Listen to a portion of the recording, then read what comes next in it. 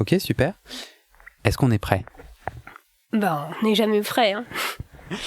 Est-ce que tu peux te présenter, s'il te plaît, pour qu'on commence? Ben d'accord, je m'appelle Natacha, j'ai 42 ans, j'ai un petit garçon de 10 ans, voilà, un mari dont je parlerai d'ailleurs tout à l'heure, parce que ça fait partie de l'histoire. Merci de m'accueillir chez toi. Je t'en prie, même si ça n'a pas été sans péripéties, mais... Un petit train, un bagage abandonné. Et oui, le quotidien du banlieusard. Je suis super content parce que je crois que tu es le premier entretien de ce podcast en tout cas, où je vais chez la personne. Ah, donc je suis vraiment la VIP, quoi. Ça me touche d'inaugurer ce dispositif, du coup. C'est vrai que c'est pas anodin de t'accueillir chez nous. J'y ai réfléchi, puis je me suis dit, après tout, j'ai rien à cacher, quoi, donc ça ne me posait pas de problème. Ouais, je trouve que c'est une façon aussi de te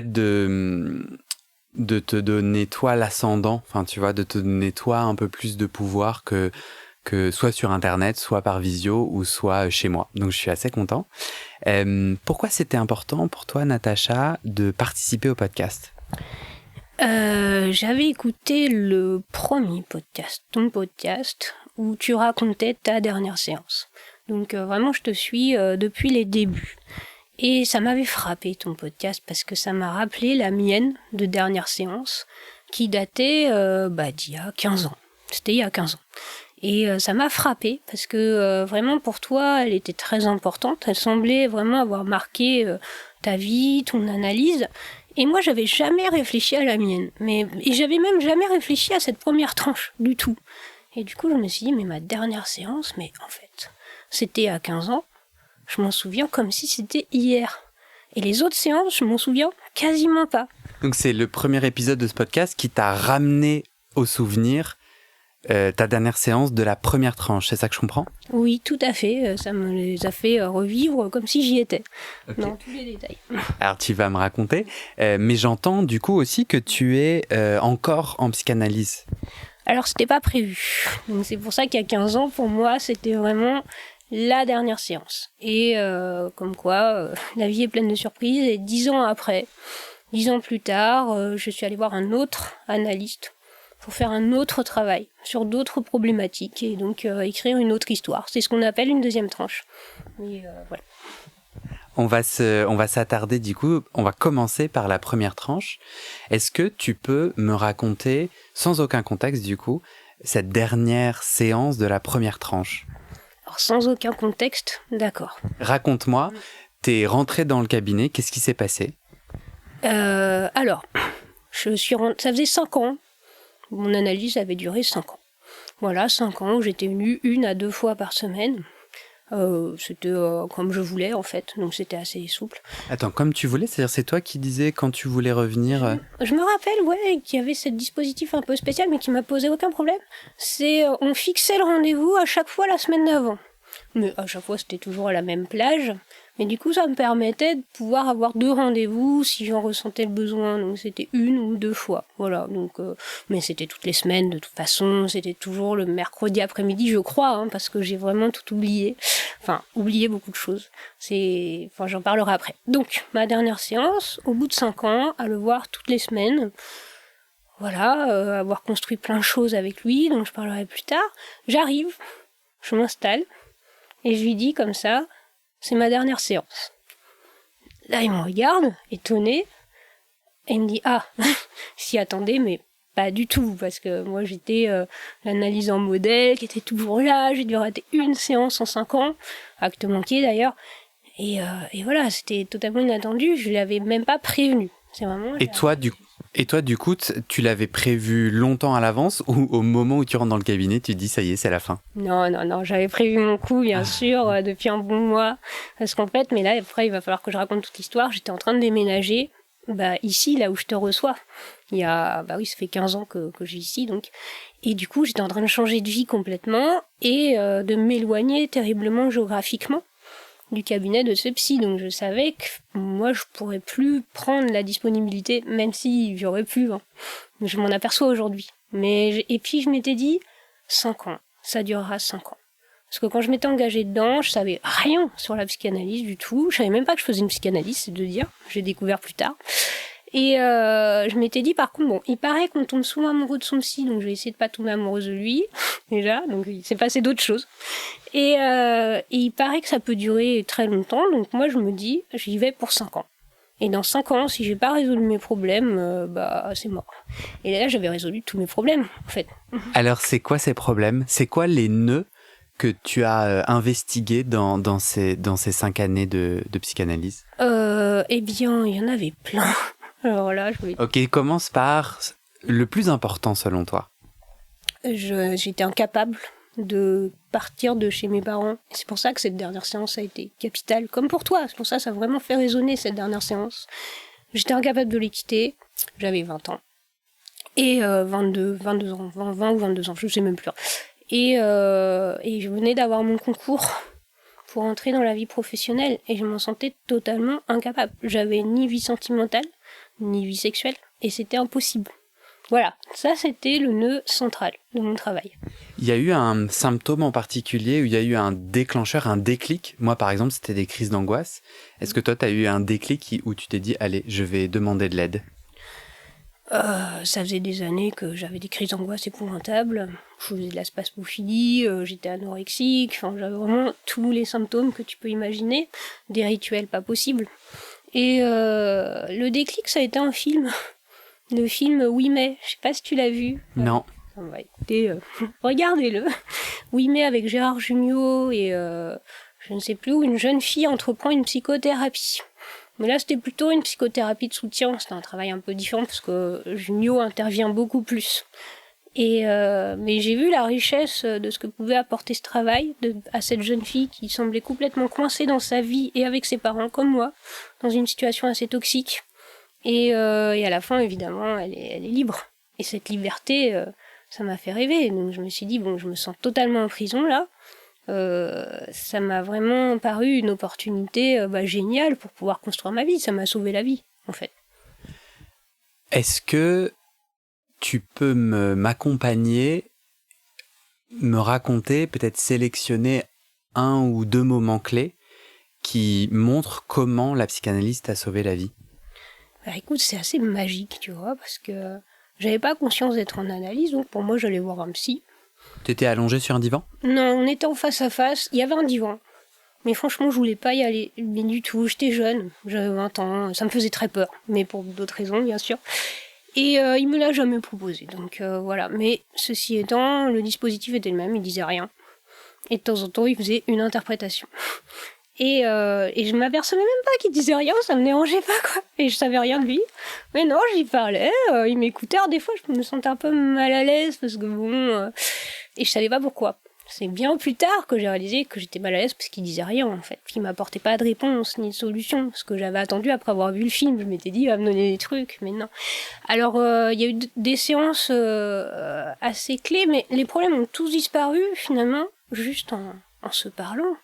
C'est tout. Et alors une séance clé, c'est quand je lui ai dit la conception de l'amour selon ma mère. Je me rappelle, je me souviens de 2 séances vraiment qui m'ont marqué. Ma mère me disait il faut séduire un homme pour après le tenir par les couilles, excuse-moi l'expression, le dominer. Voilà, bon, elle avait un problème avec les hommes, hein, visiblement. Et donc, voilà, vraiment le dominer. Ça donnait des catastrophes, j'arrivais pas du tout à appliquer ce conseil, c'était catastrophique. Et là, il m'a dit, mais c'est pas l'amour ça, c'est la guerre. Et ça m'avait fait vraiment réfléchir. Et à partir de là, tous mes rapports amoureux ont été complètement bouleversés. Quand j'ai réalisé ça, juste cette phrase-là, c'est pas l'amour, c'est la guerre. Et j'ai arrêté de faire la guerre en amour. Et voilà, et du coup, depuis, j'ai des relations amoureuses très harmonieuses, quoi. Vraiment, il y a plus... Voilà, il y a eu ça, puis il y a aussi un autre truc, bon, ça, c'est rigolo. C'est, j'arrivais pas à m'acheter de vêtements, en fait. J'avais 2 pantalons, 2 chemises. Pour moi, c'était bien suffisant. Puis un jour, il a fini par me dire quand même, mais on a le droit de changer de vêtements. Non, mais pour moi, il fallait en acheter un quand l'autre était bon pour la poubelle, quoi. Donc, j'étais là, ah bon? C'était énorme. Et alors, depuis, bon, je me suis rattrapée. Malheureusement, j'ai une penderie bien pleine. Voilà. Alors, du coup, rien que son mot de dire t'as le droit, donc je sais pas, je te donne le droit de t'acheter des vêtements, pour toi a fait un déclic? Oui, radical. Ouais, à partir de ce moment-là, je dis, bon, ok, on a le droit.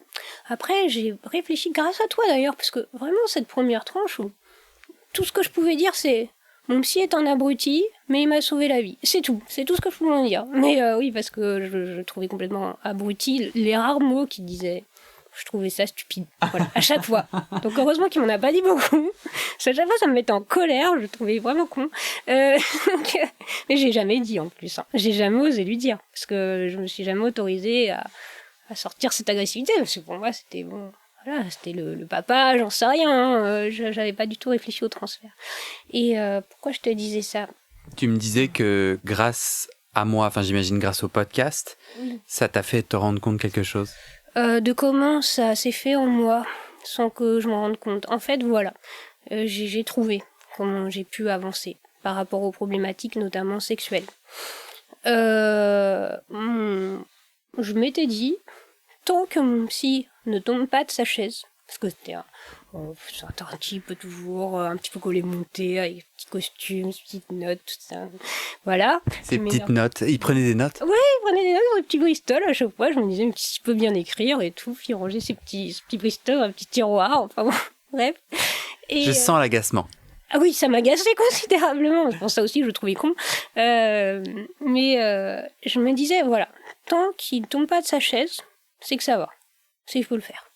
Et ça a été vraiment mon repère. Parce qu'il refusait de me dire ce qu'il fallait faire, si ma mère avait raison ou tort. Moi, j'attendais ça, lui, qui me dise, ouais, vous avez raison, votre mère, elle est horrible, votre père aussi, voilà.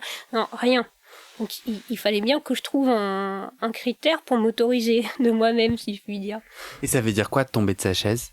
Ça voudrait dire, non, mais là, vraiment, faut pas du tout le faire, vous vous mettez en danger, c'est pas possible. Et en fait, je me suis aperçue aussi bien après qu'il a été extrêmement stoïque.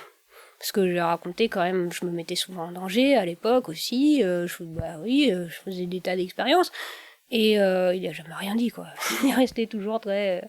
Voilà. La seule réflexion qu'il m'a faite, en fait, sur ma vie amoureuse, quelque part, ça a été quand j'ai rencontré l'homme de ma vie, jusqu'à présent. Et là, il m'a dit, sa seule réflexion, c'est, vous cherchez encore une histoire compliquée. Et là, aussitôt, je me suis dit, quel abruti. Voilà. Ça a été ma conclusion assez souvent. Et du coup... Pourquoi il a dit ça, à ton avis?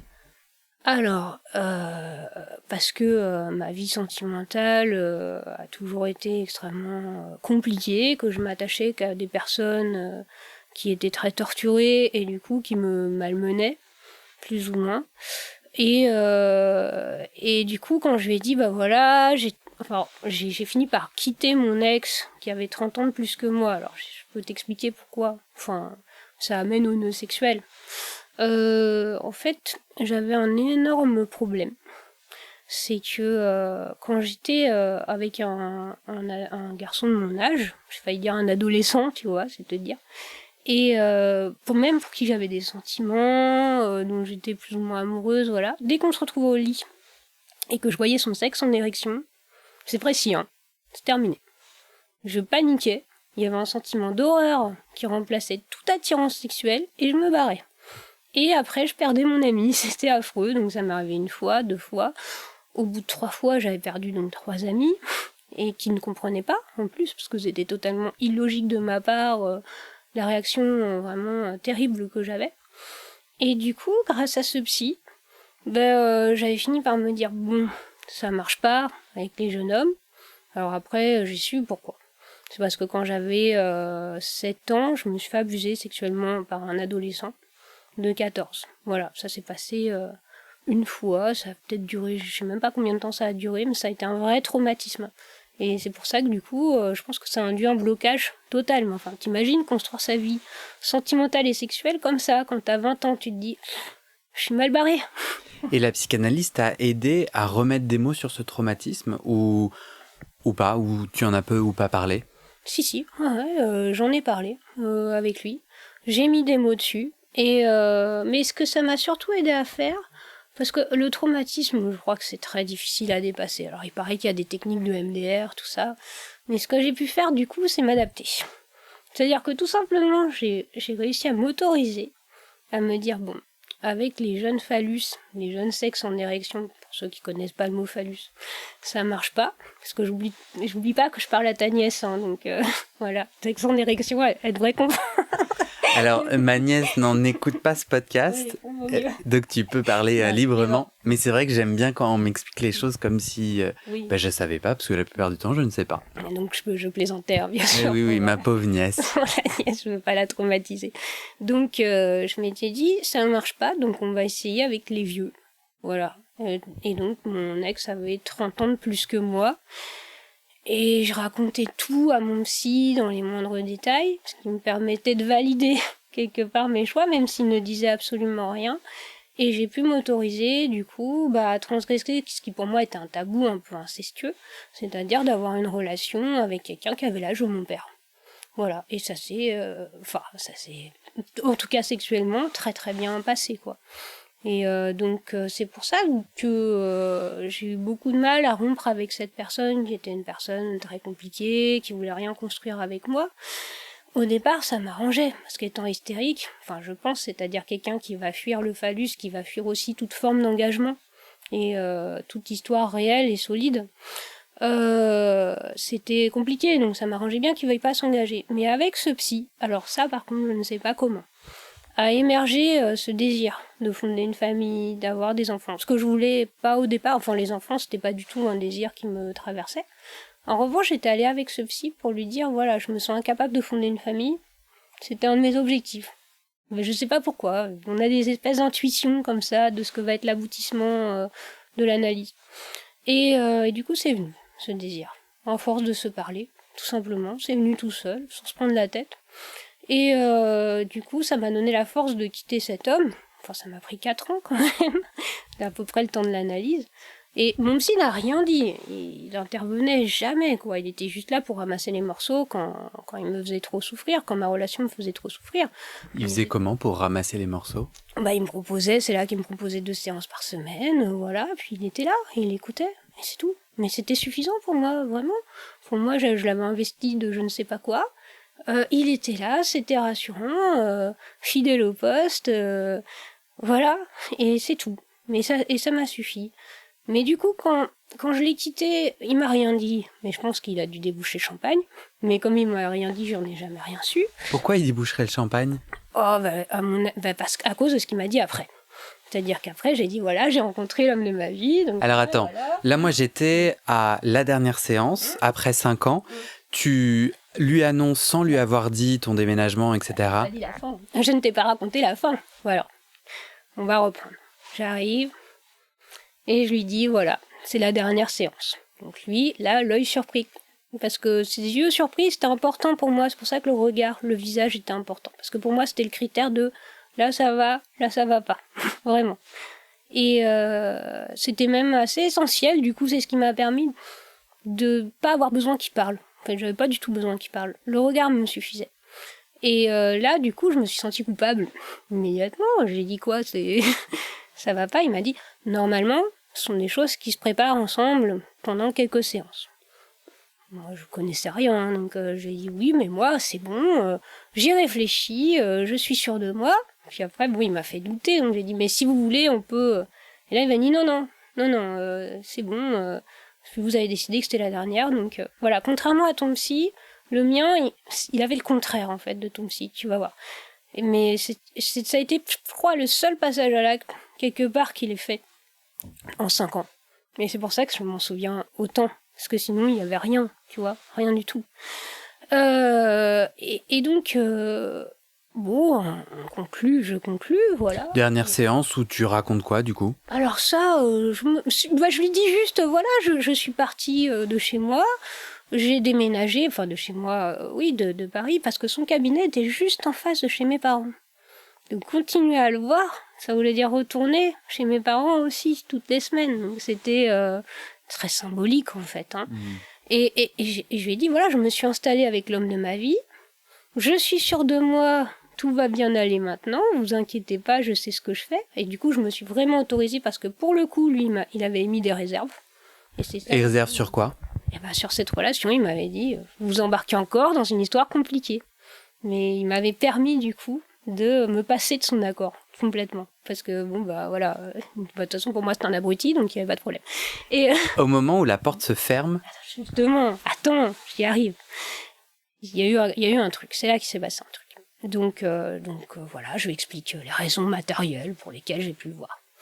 On se lève et on arrive sur le seuil. Tu sais, le seuil, c'est toujours un moment très particulier. ouais. Là, je suis saisie d'un vertige. Et je m'en souviens encore. Tu te rends compte, 15 ans après, je me souviens du vertige qui m'a saisie quand je m'apprêtais à passer la porte du cabinet pour la dernière fois. Parce que je n'y suis jamais retournée. Hein. C'est pour ça que c'est vraiment la dernière séance avec lui et avec ce travail. Et là, je me suis sentie comme l'oiseau, tu vois, au bord de la Manche, au bord du nid, qui hésite à sauter, quoi. Et à s'envoler. C'était vraiment ça. Et là, il m'a dit, et là, je lui ai dit, prise de vertige, bon, si je vais pas bien, je peux revenir. Et là, je m'attendais à ce qu'il me dise oui, bien sûr, ce que j'ai appris plus tard, qu'il suivait ses patients pendant 10, 20, 30 ans, enfin, ses analysants. Voilà, il pouvait suivre vraiment sur le long cours, et avec moi, il était parti pour ça aussi. Et là, on aurait attendu toute analyse qui dise, bah oui, bien sûr, ma porte est... Et là, il m'a dit non.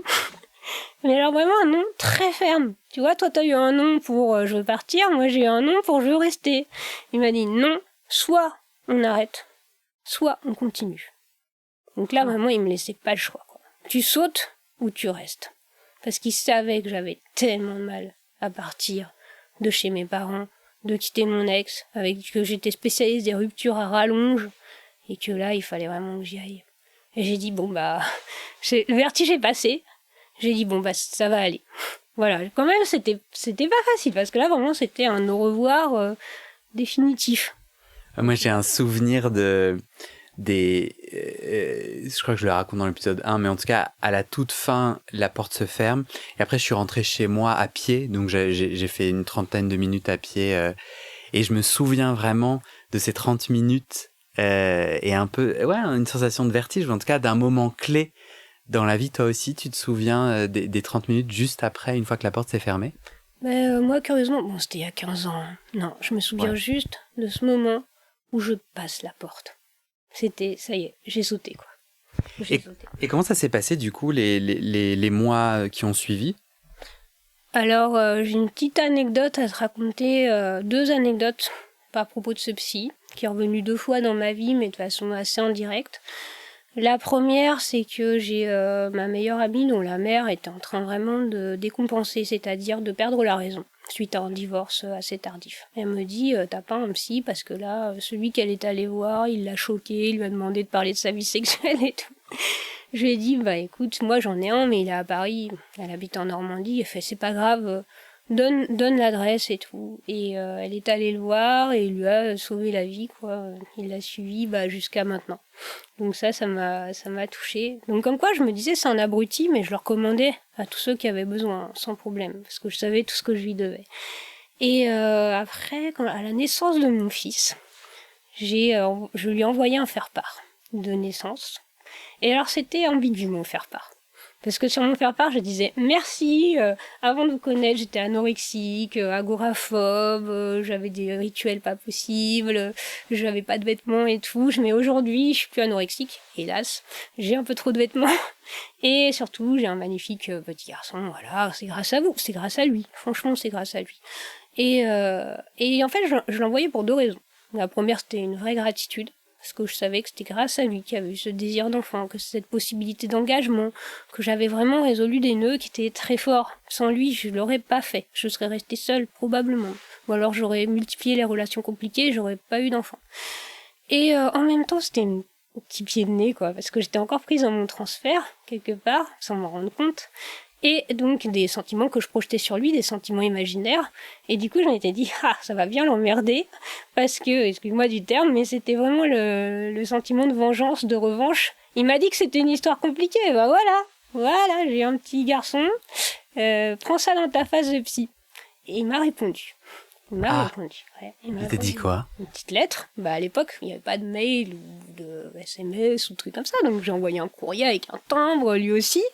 Énorme. Ouais. Je n'y attendais pas du tout, parce que je savais rien de lui. Un type silencieux pendant 5 ans, Je me suis dit, ça va lui glisser dessus. De toute façon, voilà, on s'imagine qu'il est neutre. Moi, je m'imaginais qu'il s'en fichait. Et il m'a répondu, et une gentille lettre, mais très neutre. Je suis très content du bonheur d'une jeune mère, un truc dans le genre, quoi, tarte à la crème, quoi. Et du coup, quand j'ai reçu la lettre, directement, je me suis replongée dans mes sentiments envers lui. C'est « Ah là là, il y a une lettre de mon psy, quoi !» Et puis, mais quel con, quel abruti, voilà. Tu l'as gardée, cette lettre? Ouais. Tu pourrais me la montrer? Ah ouais, alors attends, j'aurais dû te la préparer, tu me permets de me bien sûr, vas-y. Elle est dans mon correspondancier. Je peux te la retrouver.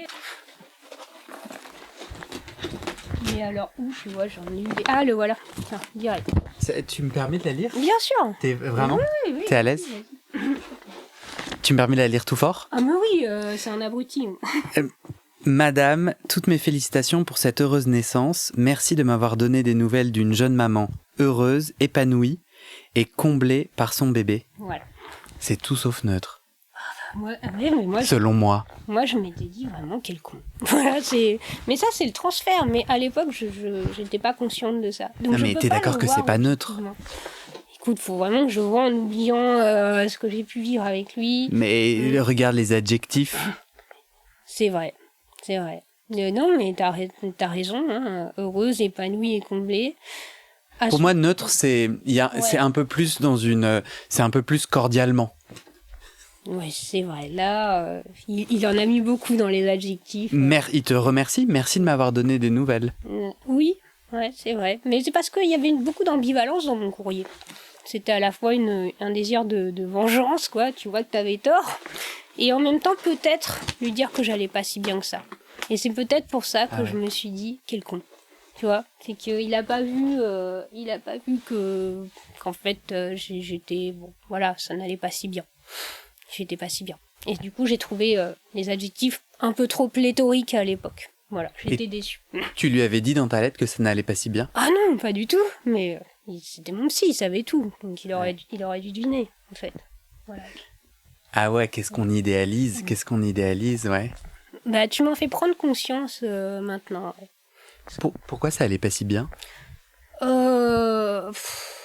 Pour plein de raisons, parce qu'il avait raison. C'était une histoire très compliquée. Tu disais au début de ton propos que ton mari allait jouer, enfin l'homme de ta vie, tu allais nous raconter que ça avait l'air d'être important pour toi. Tu veux en dire 2 mots? Oui, en fait, l'analyse finalement a débouché sur cette rencontre. Je me suis aperçue pour avoir échangé beaucoup autour de moi à ce sujet, que souvent, enfin en tout cas les femmes, quand elles trouvent l'amour de leur vie, elles quittent leur psy. Donc, j'ai remarqué, c'était souvent ça. Ouais, c'est l'histoire d'amour. Eh ben moi je crois que ça m'est arrivé. Réellement? Ah oui, je me suis aperçue que beaucoup d'analystes terminaient comme ça. Et donc cet homme, ça a été la conclusion, effectivement, de cette analyse. Voilà, j'ai quitté mon psy pour cet homme, clairement, qui était l'homme de ma vie. Et mais même s'il n'était pas d'accord, voilà, je m'en passais volontiers. Ça me parle beaucoup ce que tu dis, excuse-moi de t'interrompre, mais je l'ai dit, je me la suis dite, cette phrase que tu viens de prononcer, ou je l'ai dit à quelqu'un à la fin de mon analyse, du coup je recrée un pont, ouais, ça me... Et je veux quand même juste avant, parce que quand on parlait de l'ambivalence, de l'idéalisation, mais c'est un con, etc., plusieurs fois, je m'identifie. Et plusieurs fois, je me suis dit, tiens, est-ce que j'ai envie d'envoyer un message? Est-ce que j'ai envie d'envoyer le podcast à mon analyse? Est-ce que j'ai envie d'envoyer un message de remerciement? De quoi?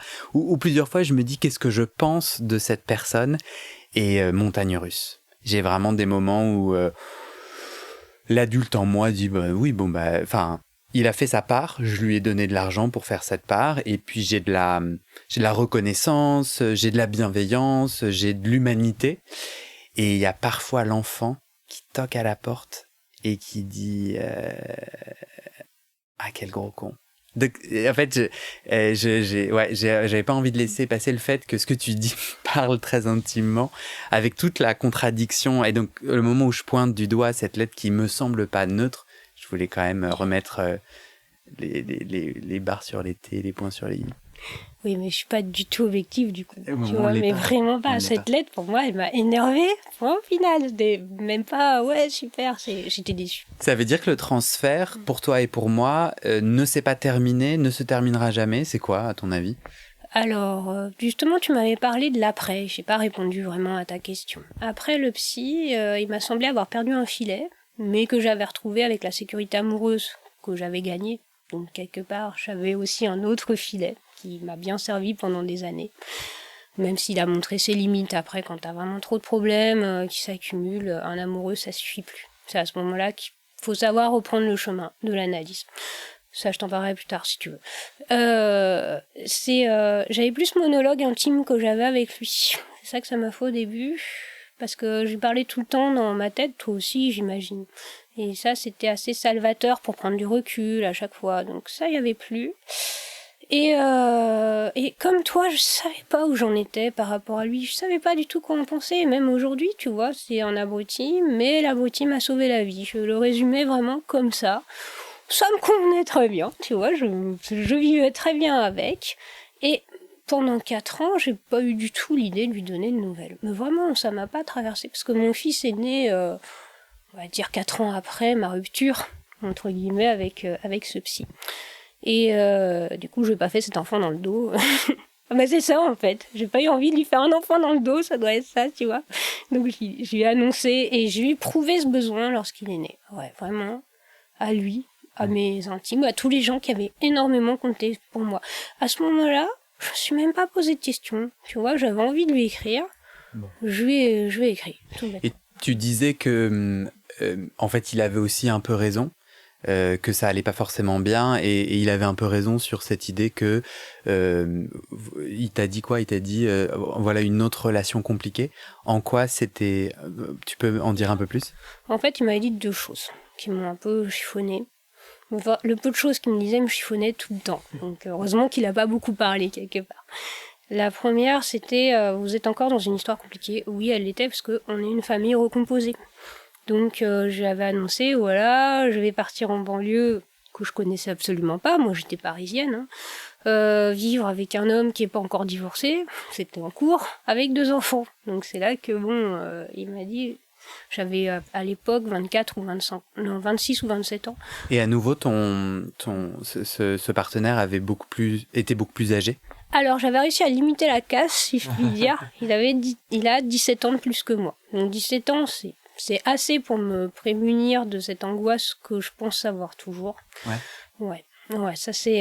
je sais pas si ça passera un jour, mais peu importe. De toute façon, c'est pas d'actualité de séduire un homme jeune, donc tout va bien. Je serai pas une cougar, voilà. Et ça m'arrange. Quelque part, on vit avec, son symptôme. De toute façon, tu apprends à vivre avec, à t'adapter, tout simplement. Et c'était pas trop vieux pour pas faire de projet. Donc il était partant pour fonder une famille, pour avoir un autre enfant. Mais du coup, c'était quand même une histoire compliquée. Et la deuxième chose qu'il m'avait dite, c'est en fait, là, ça m'a vraiment énervée. Parce que ça m'a vraiment touchée. Il m'avait visé juste. C'est que mon père avait une grave maladie dégénérative, la sclérose en plaques. Donc ça faisait aussi partie de mon travail et de ma difficulté à quitter mes parents.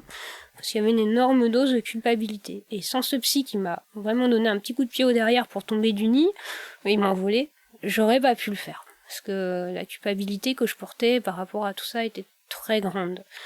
Et du coup, quittant mon psy, j'ai quitté mes parents, quoi, c'est clair. Et du coup, après, j'ai pu construire ma vie sans eux. Ça, c'était génial. Franchement, j'aurais pas pu le faire sinon. Et il m'a dit, n'essayez pas de sauver votre père avec un autre homme, quoi. N'essayez pas de sauver votre père dans l'homme que vous allez aimer.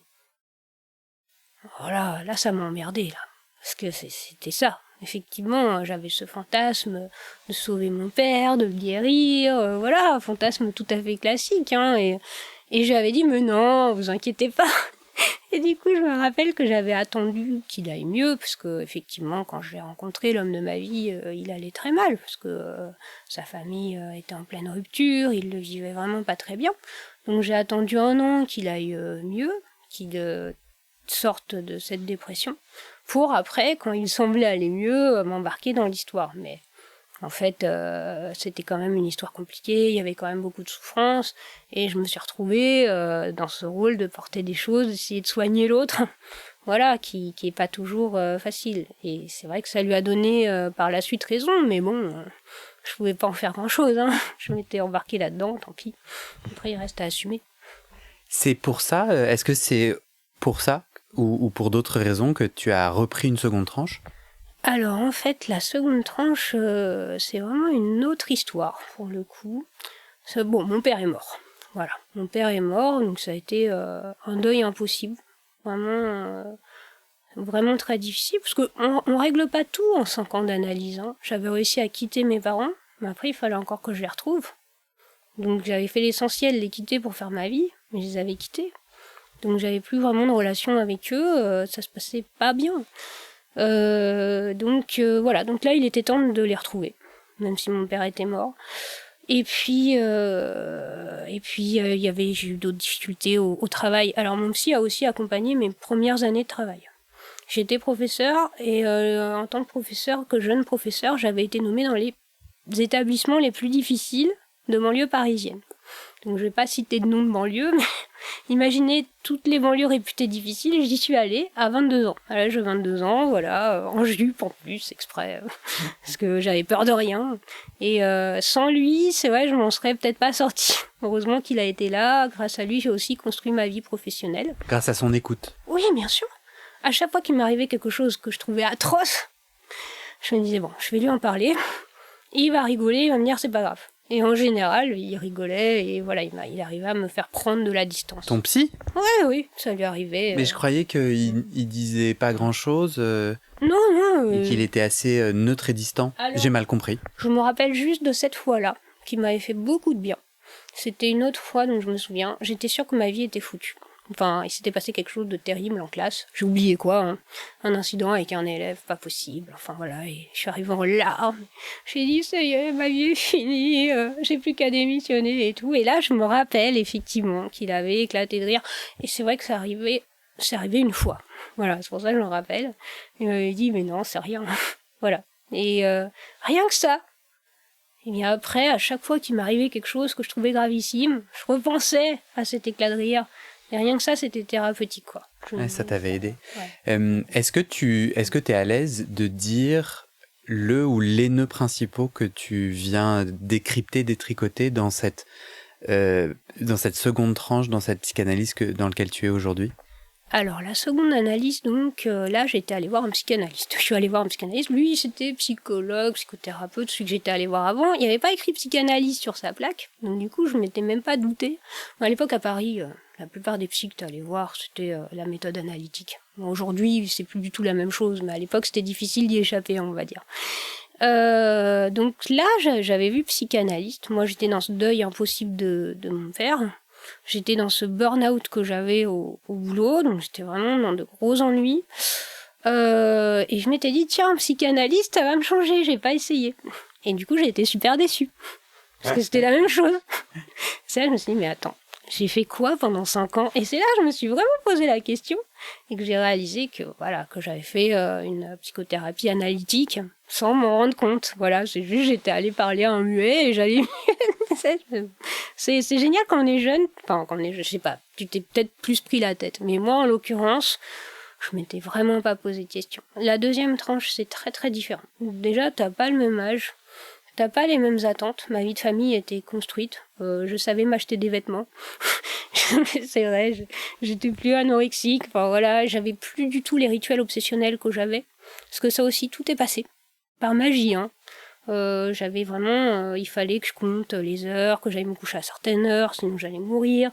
Que je fasse un rituel toujours le même le soir. Écrire à l'encre verte certains mots, en terminant toujours par le même, sinon j'allais mourir. Enfin, j'étais vraiment prisonnière de ça. Et lors de ma première tranche, il m'a suffi d'en parler. Et puis de m'en passer. Et mon psy était toujours là. Et j'étais pas morte, tu vois, c'est magique, quoi. Ça passe, voilà. Donc du coup, toutes les peaux d'oignons obsessionnels, on va dire, étaient parties. Il restait donc que le fond. Donc déjà, ça fait gagner énormément de temps. Parce que du coup, t'attaques d'autres problématiques plus profondes. Et là, ce psy-là, Il m'a fait allonger assez vite sur son divan, mais cette fois j'étais prête en fait. Alors que là où 15 ans avant ça m'aurait fait horreur, là j'étais prête. Et du coup, les nœuds, alors là c'est super étonnant, ma vie sexuelle. J'ai travaillé ça à nouveau parce que j'avais pas tout résolu. C'est-à-dire j'avais trouvé des solutions, j'y vais avec mes symptômes, mais le traumatisme était encore très vivace. Et à ma grande surprise, j'ai pu aller encore plus loin. Alors qu'au début, je voulais pas en parler. J'avais dit non mais c'est bon, j'ai tout résolu, j'ai fait 5 ans là-dessus, j'en ai parlé en long, en large, en travers, j'ai pas besoin. Puis bon, un lapsus, des choses, de transfert. Bon. Et du coup, cette fois-là, je suis pas du tout allée naïvement comme il y a 5 ans. Je me suis dit, bon, je me suis fait avoir par un abruti il y a 5 ans. D'ailleurs, j'avais dit à mon deuxième psy, oui, j'ai été voir un psy pendant 5 ans, c'était sympa, mais c'était un abruti. Et là, le psy a éclaté de rire. Et j'ai dit, mais quoi, c'était pas un abruti en fait? Et là, le doute s'immisce. C'est génial, tu revisites en fait ce que t'as fait après, Et là, je fais, mais non, c'était peut-être pas un abruti en fait. Pour la première fois, je prends conscience qu'il y avait un transfert. Mais sinon, pour moi, c'était comme ça, point. Et là, il me fait, non, c'était un abruti puisque vous avez décidé qu'il l'était. Puisque vous dites qu'il l'était. Alors là, je tombais des nues. Et du coup, j'ai énormément réfléchi à la psychanalyse et tout. Et c'est pour ça que je peux te dire que j'ai fait 5 ans d'analyse. Sinon, je n'aurais même pas témoigné à ton podcast, si tu veux. Pour moi, j'ai vu un psy pendant 5 ans. Voilà. Donc, un des nœuds, ouais. L'autre nœud, le travail. Le rapport au travail qui, en ce moment, est vraiment douloureux pour moi. Et ça s'arrange pas. Donc là, c'est vraiment compliqué. Et... C'est marrant, c'est les mêmes nœuds que la première tranche. C'est différent parce que la première tranche c'était vraiment je m'installe dans mon métier, mais c'était pas un nœud à travailler là pour le coup, c'était en même temps, c'était concomitant. La première tranche c'était vraiment construire sa vie de jeune adulte, tu vois, vraiment démarrer tout, démarrer le travail, démarrer la vie sexuelle, démarrer la vie de famille. Là c'est différent, c'est bien installé. C'est bien installé, c'est censé rouler, mais ça roule plus. Donc c'est là que effectivement mais du coup, c'est d'autres problématiques. C'est pas du tout les mêmes problèmes. Et puis, ça permet aussi d'aller plus loin, beaucoup plus loin en fait. Voilà. Est-ce que tu t'es déjà demandé les limites de la psychanalyse? Tu parlais de tes symptômes. Certains ont disparu, d'autres sont restés et t'as navigué avec. T'as mentionné une autre forme, le MDR. Est-ce que t'as déjà eu envie d'aller essayer d'autres formes d'aide à la santé mentale? Oui, tout à fait. Plus j'explore ça, plus ça donne envie en fait, tu vois, d'explorer. En fait, l'analyse, pour moi, ça initie quelque chose. Ça initie un mouvement d'introspection qui s'éteint jamais. C'est-à-dire que vraiment, j'ai été voir un psy à 20 ans, je l'ai quitté il y a 15 ans. Pendant les 10 années qu'on suivit, j'ai vu personne. Et pourtant, ce mouvement d'introspection continue en toi malgré toi. C'est-à-dire que tu continues à lui parler? À mon psy, tu veux dire celui d'avant, pendant les 10 ans? Non. Dans ta tête? Non, ça s'était arrêté. Ça me manquait d'ailleurs, tu vois, parce que je me souvenais de quand j'y parlais. Et quand j'ai repris avec le nouveau, immédiatement je me suis mis à parler au nouveau dans ma tête. Ça s'est initié tout de suite, et là j'ai reconnu tout de suite, je me suis dit, ouais, il se repasse quelque chose. Est-ce que j'entends bien que du coup, la psychanalyse te permet une introspection et un dialogue avec toi-même que d'autres outils de psychologie te permettent pas, correspond moins? Non, attends, j'y arrive, justement. Ça, c'est le début de l'introspection, tu vois. Et l'introspection, ça prend des tonnes de formes. Et avec l'analyse, t'apprends à déjà être curieux de savoir ce qui se passe en toi et t'as envie de continuer. Et je crois que c'est un mouvement qui continue toute ta vie. Et du coup, ça te donne envie d'explorer toutes les formes de connaissance de toi. Donc, du coup, ouais, je suis ouverte, je verrai. Alors après, c'est un autre nœud, parce que mon père, il était dans la PNL. C'était un coach, tu vois. Ça faisait partie de ses 1000 métiers. Et du coup, j'ai un problème avec ça, fatalement. Parce que ça me renvoie à la relation au père. Donc du coup, pendant longtemps, j'ai bloqué sur tout ce qui était développement personnel, coaching, tout ça, parce que voilà, mon père, je traitais de charlatan, pour tout te dire, et mon père détestait la psychanalyse, détestait les psys, donc voilà, c'est un rapport quand même un peu particulier. Mais ouais, du coup, ça fait partie de cette exploration de soi qui initie le mouvement analytique. Mais pour le moment, toi, tu ne t'investis que dans la psychanalyse pour le moment? Pour l'instant, j'ai des gros problèmes quand même dans ma vie à résoudre, voilà, qui sont factuels, qui sont événementiels, qui sont, comme je t'avais dit, épiphénoménaux. J'ai de rencontre des difficultés actuellement, liées à mon métier qui est devenu quand même très compliqué, et puis liées à mon mari qui est très gravement malade. Donc c'est sûr que tout ça fait que j'ai vraiment besoin de travailler sur moi et de pas me disperser. Mais je pense que en continuant plus tard, je vais me tourner vers d'autres méthodes pour un peu voir ce que ça donne. Vraiment, je suis très curieuse et très attirée. Moi, je pense que l'opinion qui se cache derrière ma question, c'est que moi je suis coach et j'aime vraiment cette idée de créer des ponts, et moi je suis très enthousiasmé d'aller prendre le meilleur de chaque technique, de chaque outil, de chaque idée, de chaque élan. Et j'ai envie à la fois de voir les limites de la psychanalyse tout en voyant sa richesse et sa complexité, et sans faire de binarité, de cases. Et je me demande dans quelle mesure, pour certains symptômes que tu as décrits, certaines personnes peuvent pas aller chercher une aide, parce que tu as quand même dit que tu avais pris pas mal de risques en utilisant un peu cet espace thérapeutique, comme est-ce qu'il va tomber de la chaise ou pas. Il est jamais tombé de la chaise, et t'aurais pu toi tomber de ta chaise à toi. Après, je suis pas en train du coup de sous-entendre qu'il y a un autre psychologue qui t'aurait sauvé plus ou moins, j'en sais rien, mais ça m'a frappé quand même, et c'est vrai que je suis assez curieux d'avoir d'autres témoignages de personnes anorexiques. Moi, des petites connaissances que j'ai, je comprends que c'est une maladie très complexe à guérir, et oui, je ressors à la fois inspiré de ton témoignage où tu dis c'est magique, et à la fois je fronce un peu les sourcils. Oui, je comprends tout à fait ce que tu veux dire. L'anorexie, écoute, moi en tout cas, pour moi, elle est passée toute seule avec l'analyse aussi. Pour moi, ça a été vraiment... Mais réapprendre à manger, c'est pas... efficace. Comment t'as fait ? Ça s'est fait, mais vraiment tout seul, quoi. Vraiment tout seul. Je suis passée de... je mangeais plus rien. Enfin, je mangeais plus rien du tout. Peut-être un œuf dans la journée. Et puis, petit à petit, mais je saurais même pas te dire comment, en quittant mes parents, en construisant ma vie sexuelle et tout, l'appétit est revenu naturellement, vraiment. Alors après, je t'avoue qu'avec ma deuxième tranche, ça m'a permis de régler un compte définitif avec mes problèmes avec la maîtrise de la nourriture. Ça, c'est clair. La première tranche, c'est juste, j'ai recommencé à manger. La deuxième tranche, j'ai plus de problème. Ouais. Voilà. Donc pour ça, pour moi, ça a été génial. Alors les limites, je dirais que ça dépend des personnes. On est plus ou moins... je pense qu'on est plus ou moins réceptif à la psychanalyse. D'après ce que j'ai entendu autour de moi, je vois beaucoup de gens qui s'en plaignent, qui disent que ça n'a pas été efficace. Pour moi, ça l'a été remarquablement, mais vraiment. Tant mieux, trop chouette. Ouais. Il n'y a aussi pas à se poser des questions là où il n'y a pas besoin de s'en poser, quoi. Toi, tu dis ça m'a été utile et ça m'inspire. J'ai envie qu'on conclue. J'aimerais, imagine, on fait un nouvel entretien dans 2 ans. T'aimerais me raconter quoi ? T'aimerais qu'il soit advenu quoi ?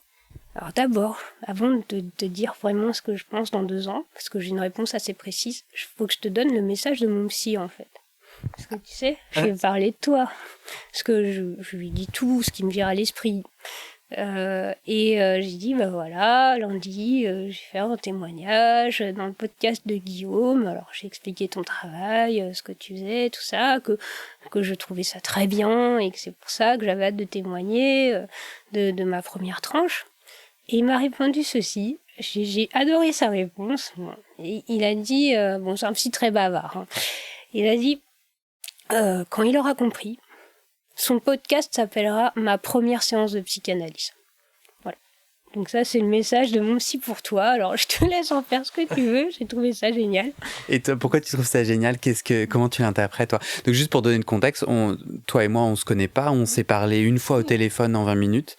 Mais je trouve ça super inspirant parce que tout le podcast te nourrit et alors toi, à ton avis, c'est quoi ton interprétation du message de ton psy ?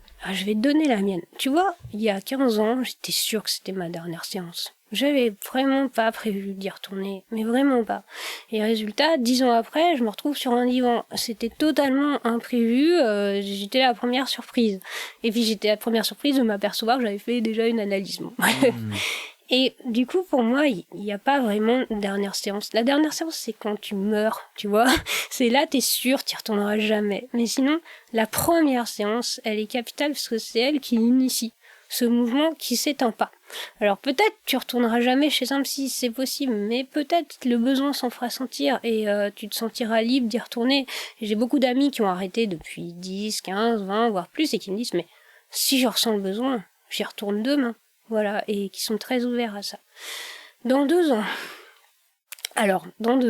en fait, je vais te dire mon dessin. J'aimerais prendre la place de mon psy. Je suis trop content parce que j'allais te faire cette proposition. Je le sens parce que quand tu m'as accueilli, excuse-moi de t'interrompre, mais quand tu m'as accueilli, tu m'as dit, bon, j'ai fait un protocole, tu as dit protocole comme terme, dans la voiture quand tu es venu me chercher à la gare. Et là, on est, je peux décrire la pièce où on est? On est dans une pièce rectangulaire, bibliothèque, à la fois un peu studio de musique, et puis il y a un divan sur lequel on est assis en face à face tous les deux. Donc toi, t'aimerais devenir psychanalyste? Ouais, j'ai mis... alors ça aussi, ça a émergé lors de ma deuxième tranche, parce que dans la première, je savais même pas ce que c'était. Non, en fait, c'est pas vrai, j'avais lu Freud, mais j'avais pas fait le rapprochement. Honnêtement, j'étais dans le déni total dans la première tranche. Je n'ai même pas voulu y réfléchir. La deuxième, ça a été le contraire. J'ai eu une soif de savoir ce que j'avais fait pendant 5 ans. Parce que je me suis dit, mais non, mais attends, pourquoi qu'est-ce qui s'est passé? De comprendre. Du coup, j'ai lu des tonnes de livres de psychanalyse depuis. Vraiment, ça m'a passionnée. Et plus j'en ai lu, plus ça m'a passionnée et plus j'ai trouvé ce travail génial. Surtout que bon, moi, ça m'a sauvée sans que je m'en rende compte, tu vois. C'est pour ça que je te parle de magie. Et du coup, comme en plus j'ai de plus en plus de difficultés avec mon travail, pour beaucoup de raisons, eh bien, je me dis, bon, bah, j'ai fini par dire à mon psy, voilà. Mais ça a été la chose peut-être la plus dure que j'ai dite. Donc t'es en cure didactique, comme on dit? Non, bien sûr. Pas, non, pour apprendre à devenir psychanalyste? J'ai trop de problèmes à régler actuellement dans ma vie quotidienne. Donc j'attends que ça s'apaise un petit peu. Mais je pense que je me dirigerai sur ce chemin-là. Oui, c'est sûr. J'ai prévu de reprendre les études dès l'année prochaine. J'ai demandé un mi-temps. Donc c'est un projet assez précis, assez concret. Et du coup, j'espère que voilà, dans 2 ans, j'aurai en tout cas avancé sur ce chemin et en tout cas de m'autoriser ce désir. Surtout que je t'ai pas dit, mais ma mère est très dépressive. Enfin, on appelle même cela de la mélancolie. Alors la mélancolie, c'est un terme qui désigne une dépression qui dure toute la vie. Voilà, qui n'a pas de fin. Et elle avait fait des études, mais qu'elle avait abandonnées, comme un peu tout ce qu'elle a fait dans sa vie. Et elle a fait 2 ans d'études. Et ces 2 ans d'études, c'était des études de psycho. Voilà. Donc, moi qui ai toujours rejeté ma mère, tout ce qu'elle faisait et tout, pour moi, ce serait aussi symboliquement très fort. Et du coup, de m'inscrire contre mon père, ce qui me déplaît pas non plus, qui lui détestait les psys. On avait une sainte horreur, mais avait des livres de psychanalyse dans sa bibliothèque. Donc, voilà. Et qui sait, peut-être que dans une autre tranche de ta vie, tu finiras coach. Non, c'est le métier de mon père, c'est pas possible. Non, c'est juste pas possible. Okay. Mais ceci dit, j'ai absolument rien contre les coachs. Là, j'en vois une qui est super et franchement, c'est un travail que je trouve complémentaire à l'analyse. Ah, c'est marrant, tu vois quand même une coach. Oui, tout à fait. Bah, comme je veux me reconvertir, que je veux changer de vie et que j'ai des problèmes professionnels.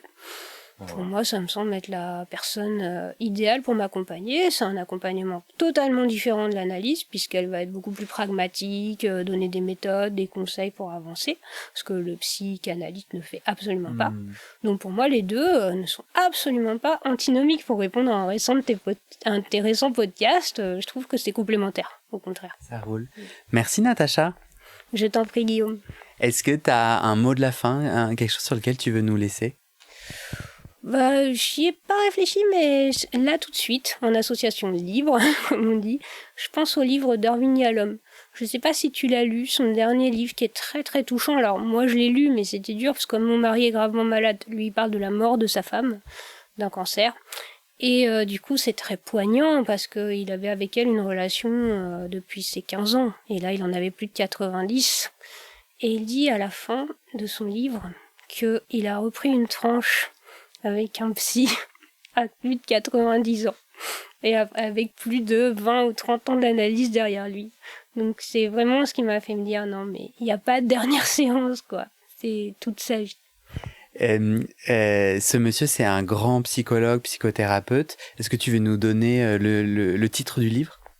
Ah zut, écoute, ça m'échappe, parce que comme j'ai lu tous ses livres, je me rappelle plus. C'est son dernier livre. Je le mettrai dans le descriptif de l'épisode.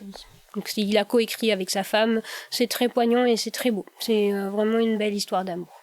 Super, merci. Je t'en prie, c'est un plaisir. Moi, j'ai envie de rajouter quelque chose. Deux opinions avec lesquelles j'ai envie de conclure. La première, c'est j'étais agacée par le message de ton psy, comme je suis agacée par, tu sais, un peu de cette réaction dont on a parlé un peu, de cette réaction genre cutanée, comme je suis agacée des gens qui jugent ma psychanalyse, avec du coup cette contradiction et un peu cet étonnement de dire mais Guillaume, en fait tu fais un podcast public à ce sujet-là, donc tu ouvres le débat. Quelle est cette sensibilité qui font que, enfin, tu vois, pourquoi les gens ils pourraient pas dire leur avis, donc pourquoi est-ce que ton psy pourrait pas transmettre un message? Donc j'irai creuser la nature de cet agacement. Peut-être que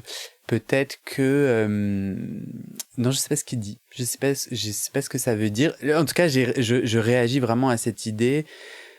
Ce que je vois comme être ma dernière séance serait ma première séance. Ça serait la première séance de ma vie créative, de ma vie d'adulte, puisqu'au final, je crois que ce podcast, c'est trouver ma voix avec un E, c'est trouver ma voix avec un X, c'est permettre à d'autres d'avoir des voix et de naviguer avec tout ça sans me laisser peut-être influencer de trop ou en étant poreux au regard de l'autre, en créant avec l'autre, mais en gardant ma colonne vertébrale. Et peut-être que c'est pour ça que je suis dans ce chemin public et de partage, donc mais qui est un bateau qui navigue et avec des hauts et des bas, et du coup parfois c'est vrai que je me recrispe en me disant mais qui sont ces gens, qui sont ces autres, ces inconnus qui viennent juger mon intime. Et après je me dis Guillaume, dans ce cas-là ne le mets pas sur un podcast si tu veux pas que les autres contribuent. Et ma deuxième réaction, c'est ta conclusion géniale sur la mort et sur ce livre. J'ai eu un super élan de créativité. Un jour, je me suis dit, j'ai trouvé mon prochain podcast dans quelques années. Ça sera sur le sujet de la mort. Moi, je me définis comme podcasteur de l'intime. Et donc, je fais un podcast sur la sexualité, un podcast sur la psychanalyse, un podcast de coaching. Et je crois que cet autre sujet de la mort est un sujet très très intime qui me parle et qui me touche, mais je ne suis absolument pas capable de le gérer aujourd'hui. La mort me fait extrêmement peur et je ne veux pas lire le livre que tu recommandes. J'ai peur de j'ai peur de la mort à un niveau très très fort. Et du coup, je te remercie quand même de ton invitation que je saurai entendre quand je serai prêt. Écoute, on va finir comme ça, les derniers sont les premiers, voilà, et j'aime beaucoup ton retournement, la première et la dernière et la première, et la mort aussi peut-être quelque part, tu vois, qu'il y a un terme mais peut-être pas, donc je trouve ça génial, voilà. Merci. Oui, je t'en prie.